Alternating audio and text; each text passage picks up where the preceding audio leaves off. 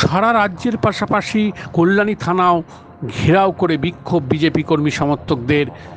গতকাল বিরোধী দলনেতা শুভেন্দু অধিকারী আর্যিকর ঘটনা নিয়ে প্রতিবাদে মিছিল বার করেছিলেন।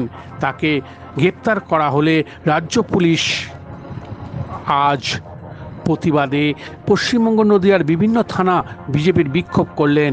এদিন কল্যাণীর বিধায়ক সহ একাধিক বিজেপি কর্মী থানা ঘেরাও অভিযানে যোগ দেয়। দীর্ঘ 1 ঘন্টা চলে এই থানা ঘেরাও কর্মসূচি।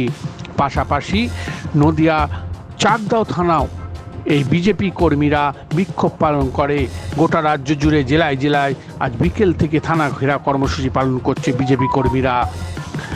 চাকদা থানার সামনে ঘেরাও কর্মসূচিতে অনুষ্ঠানে উপস্থিত ছিলেন বিজেপি ও বিজেপি কর্মীরা।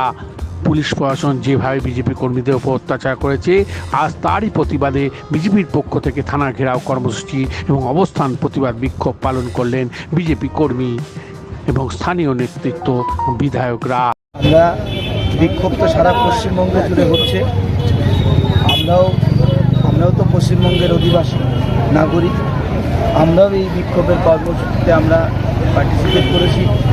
মুখ্যমন্ত্রীর পদত্যাগ একটাই দাবি, একটাই দফা, একটাই দাবি, হচ্ছে মুখ্যমন্ত্রীর পদত্যাগ। উনি পুলিশ মন্ত্রী, উনি স্বাস্থ্যমন্ত্রী, উনি মুখ্যমন্ত্রী, সমস্ত কিছুর দায়িত্বে উনি।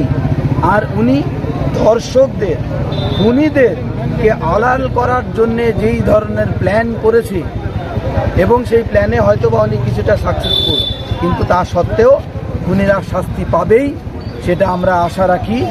ভারতবর্ষের বিচার ব্যবস্থার প্রতি আমাদের আস্থা রয়েছে। ইনাদের যে দায়িত্ব, সেই দায়িত্বটা উনি কিন্তু পালন করেনি। ওনার পুলিশ প্রশাসন সুইসাইড বলে চালিয়ে দেওয়ার চেষ্টা করেছে, সেটা কখনো মেনে নেওয়া যায় না। খুনি একজনকে খুন করেছে, কিন্তু তার চেয়েও বড় খুনি তারা, যারা নাকি ওই খুনিদেরকে আড়াল করার চেষ্টা করছে। ওই খুনি পরবর্তীতে আরও 10 টাকায় খুন করবে, সারা পশ্চিমবঙ্গে সন্ত্রাস করবে।